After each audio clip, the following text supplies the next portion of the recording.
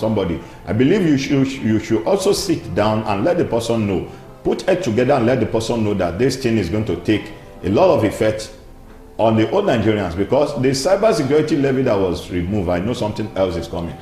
I think it's high time those people started to think that for every instruction you take, the consequences, you will face it alone. Yes. And they need to start putting Godwin Emefiele's case into remembrance as a case study. As a case study. Because now, ever since the federal government or EFCC has been parading Emefiele through the court, and Buhari was there in his house. As Buhari being called, we all know that the order was given to him by the former president Muhammadu Buhari. But now Muhammadu Buhari, before leaving the seat or after he left the seat, said nobody should come after him, and anybody that is coming after him will automatically should be ready to face the consequences. And as it is, nobody has actually had the audacity to say we want to call in the Muhammadu Buhari. So the person that took the directive, so they said there is something that says wisdom is profitable to direct. If they are giving you something that you feel, sir, if we do it this way, you feel this person that is giving you this directive, you cannot. Do you know many businesses that have died in the past? And with this policy again, do you know how many businesses are still going to fall? Why not just leave? If you feel this thing, if I do it, is going to affect people in the negative part. Now you are coming out to tell us that interest rate is now 26.5%. How do you expect those people to pay those loans back? Members of the organized private sector and economists have expressed fear over the latest hike in the nation's benchmark interest monetary policy rate by the Monetary Policy Committee, saying the decision could significantly hamper economic operators' ability to repay their loans. At the end of the 295th meeting on Tuesday, the governor of the Central Bank of Nigeria, Olayemi Cardoso, is even a Yoruba man, who also doubles as the chairman of the MPC, announced the decision of the committee. The MPC raised the interest rate by 150 basis points to 26.25% from 24.74%. Tuesday's MPR hike became the third consecutive rise in the benchmark interest rate this year. So ever since we came into 2024 from January till this May, this is the third time. Ever since the president of the country, Bola Ahmed Tinubu, emerges as the president, since then we have been experiencing one hardship and the other. Because it's absurd, it's uncalled for. How can I go to a bank and say I want to apply for a loan, or for you to just give me the written out this thing, I tell me the interest will be 26 point. If I'm collecting 2 million naira loan, how much am I going to pay? You'll be paying at least when you collect 2 million. 200,000 naira. Not 200,000 now. The 200,000 is just 10% okay. of that of the rich. So what's the essence of collecting the loan? Automatically, you'll be paying nothing less than 500,000. Why am I collecting the loan in the first place? 2 million naira per each month. Since February, when the MPC resumed, the policymaker have increased the MPR by 750 basis points. The MPR was increased by 400 basis points from 18.75%, that was the first one, to 22.75% in February. It was increased by 200 basis points to 24.75% in March. Now, in a press briefing held after the MPC meeting on Tuesday, Cardoso defended the decision to hike the MPR again. Cardoso said the key focus of the MPC at this meeting remained to achieve price stability by effectively using tools available to the Monetary Authority to rein in the inflation. Members observed that while year-on-year headline inflation in April 2024 rose immoderately, the month-on-month measures of headline food and core all declined significantly. This follows a decline month-on-month of the headline and food measures in March 2024, suggesting that the recent tight monetary policy stance of the bank is beginning to yield the desired outcome. So they went from 18.25% to 22 points. Then from 22 points went to 24 points. Now we are on 26. Definitely we are going to 50 points. Now they are still going to 50% of it. As of April, Nigeria's inflation rate had risen to 33.69%. The April 2024 headline inflation rate showed an increase of 0.49 percentage points, when compared to the March 2024 headline inflation rate, according to National Bureau of Statistics. The NBC has said that on a year-on-year basis, the headline inflation rate was 11.47 percentage points higher compared to the rate recorded in April 2023, while 22.22% food inflation was 40.53% in April. Every year we keep on having one hardship or the other. Every year, you are talking of every year, every month. When the cashless policy was 2022, 2022, the cashless policy. And we later witnessed it again in 2023. In 2023 again. I think they already turned it to a norm in Nigeria now. Because I don't know what this year would be. What is going to happen this year? Well, you see, I expect the unexpected in the country. Since the emergence of this so-called APC, we have been facing one problem on the other. And one day, what they told to us was that it was renew agenda. This is not renewed agenda. When we look at it, it is renew agenda, renew poverty. It's also an agenda. When you renew a poverty in the life of someone, it's also an agenda. I can tell somebody when they came out, they said their slogan is APC change. They did not tell us what kind of change they actually bring into Nigeria. For every change, whether positive or negative, it is a change. It's also a change. This one says, I didn't start governing fully until this February, Fubara. Of course you can't. With what was actually wrong in your state. Rivers State, because if thank God, let me give kudos to the guy that is standing on his feet now. Before he was just acting on the instruction of his predecessor. So after that, you all knew what happened in Rivers State, because the man was not at rest, fighting one battle the other, and it was one of the. You remember when there was a crisis there, that the commissioner of the state, of that state, had to send some policemen that was being sent by the commissioner of the police to go and settle dispute within the two parties that are fighting there. They were tear gassing the governor directly. Automatically, a single house was divided against each other. The policemen were divided. And of course it cannot stand. Yes, there are some set of people that are guiding Fubara, that are the security personnel, and the ones that were sent by the commissioner of police. In fact, at times when I look at the drama that is going on in Nigeria, what would the white people say about this country? And the leaders are not even ashamed of the names that we were being called outside the country. You know what pains me most is that once they now hear the name that we're being called outside the country, they tend to be furious. Why would you call us that? Why call us that kind of name? And we're actually acting based on that name that they're actually calling us.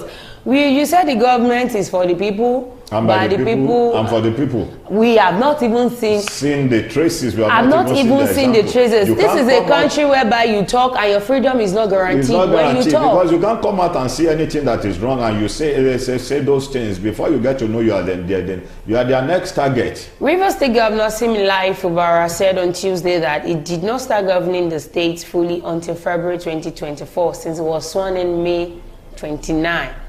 Though he assumed office in May, Fubara said he did not start taking decisions until February this year, 8 months after taking office.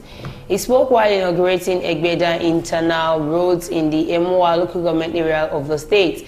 He said since he started confronting governance fully in February, he had done remarkably well and earned the commendation of the people. I think it was after he started taking decision on it. That was when he was able to invite this ex-governor, the president, Jonathan, to come and open the bridge, Trans-Calabari, this thing. Fubara did not give reasons why he did not start governing fully for the first 8 months in office, but he has been embroiled in a political crisis with his predecessors and a strange political godfather, Nyesom Wike. Last October, he survived an impeachment plot by members of the Rivers State. That was when everybody left. And the man just came to the House of Assembly, read his whatever he wants to read, and just left. I told somebody then that if I were to be the governor then, automatically these people are gone. They cannot come back into my cabinet. Why would they come back to his cabinet? Forget about that. You see, and one thing I want you to know is this. There's no permanent friend. No permanent enemy. And no permanent enemy in politics when it comes to politics. The same set of people that ran into APC today, don't be surprised that you can still see them coming to PDP tomorrow. All right, let's go on a short commercial break. When we'll come back, we'll continue from where we stop. Don't go nowhere, stay tuned. We'll be right back. In the heart of Nigeria's bustling markets, where the sights, sounds, and smells overwhelm the senses. But in the midst of chaos, there shines a beacon of hope. King Victor Nigeria Enterprises, where convenience meets tranquility and shopping becomes a pleasure. Join countless others who have discovered the joy of shopping at King Victor Nigeria Enterprises. At King Victor Nigeria Enterprises, we understand the importance of providing our customers with the highest quality products at affordable prices. Here at King Victor Nigeria Enterprises, customer satisfaction is our top priority. We're always here to help you find exactly what you need. Whether you're stocking up for the week ahead or grabbing a last-minute item for tonight's dinner, King Victor Nigeria Enterprises has everything you need to keep your home running smoothly.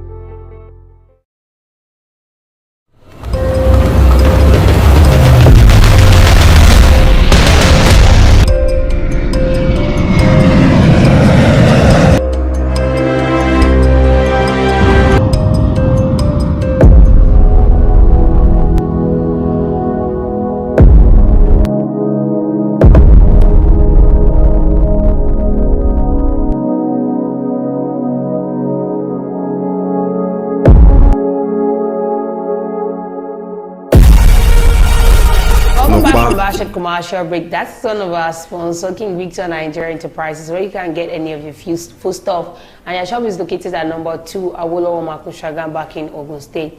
Before we went on that short commercial break, we're actually talking about Fubara saying he started governing fully. And in February, that has been a governor. You've been on seat since May 2023, but you could not act as governor until February. Almost a year now. Is that on 2 occasions, member of his cabinet loyal to Wike had resigned, while the State Assembly has also been factionalized, fueling crisis in the state. Speaking on Tuesday, he assured the people of the State of Quality Project. Fubara said, we are just starting, but I assure you more attention. If in 4 months we can do this and we are getting this level of applause, you can imagine what will happen when we do 1 year of our record time, 2 years of our own record time. Rivers State would have experienced something different from the regular governance. I know why I said 4 months. We started full governance in February 2024. That was when we started taking decisions, when we started confronting governance, and I'm proud to say that our people are happy with what we have done. I am happy with what he has done because he already let go of I am not ready to hear whatever anybody is saying. Whatever you are saying is not my business. I am here for the people. I am not here for you. He has to take courage, because if Wike was there and he's not taking instruction from anybody, Rotimi Amaechi left, and Rotimi Amaechi did not come to intervene in his affairs. I wouldn't have even said anything about their crisis, about their food, but what really frustrated me, what got me pissed about what is actually happening there is for Wike to come out to say he's asking for 10% of the state allocation. 10% of the state allocation, not even from his salary. And the president of the country is not saying anything about 10% of the state allocation. Okay, if he gives you 10% of the allocation, what will be left for the state? For the state. The lesson says, Archie, Tinubu didn't create problems facing Nigerians. You good there. Well, thank God he said it, that he didn't create the problem. Tinubu was not the creator of the problem. He's not the creator of the problem, but he added into the problem. The problem he met there, if the problem could be rated, was about 10% of the problem he met there. The problem is now 70%. The problem, you're talking of 70%. Let's say 95% of the problem. I actually wanted to give him A, but you're giving him A as there. Yes, 95% of the problem that he created. He met problem on the ground. And what he said was that he has done his visibility study, that he knows what the Nigerians are going through. Yeah. And I could remember when he was campaigning, he went to pay a visit to an old woman like that, an Alaja. I don't know the name of the woman. I don't remember. know how the woman is. We saw it on social media why the woman was crying, telling the president that the hardship in the service of the country is getting too much. It's too much and it's unbearable.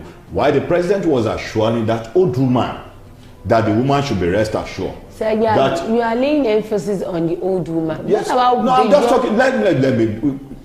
This was one-on-one visit. Okay. Not to talk of. I'm not talking about the open campaign. Okay. I'm talking of one-on-one visit with that old woman, assuring that old woman that the woman shouldn't worry, that when it got to power, that it will make sure those hardship is over.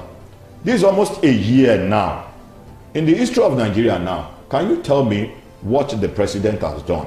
He removed fuel subsidy. He removed fuel subsidy that yes, the whole country. Well, see, that was what I said earlier, that when these people came on board, they said we were going to change things. They did not tell us the kind of change they want to. So now, He has worked. He has worked and is still working tirelessly. He has removed the fuel subsidy. There is electricity hike. There is no food in the country. It's a change. It's also a change? Yes. It's a change. It's part of change. Former Governor of Bauchi State, Isa Yuguda, has said President Bola Ahmed Tinubu did not create the problems currently confronting Nigerians, which I agree with him. Yuguda said the problems Tinubu met on ground would have created a worse situation if not well handled by Tinubu. He spoke at the first edition of the Asiwaju Scorecard series organized by the All Progressives Congress Professional Forum in Abuja. The former governor noted that despite removing fuel subsidy, Tinubu's administration is bearing the brunt of its decision. According to Yuguda, the president did not create any of the problems people are talking about, whether in the economy or in the other sectors.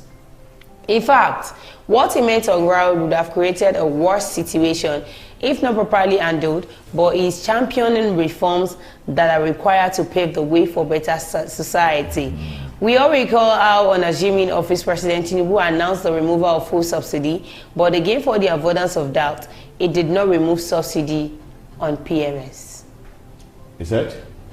Let me come again.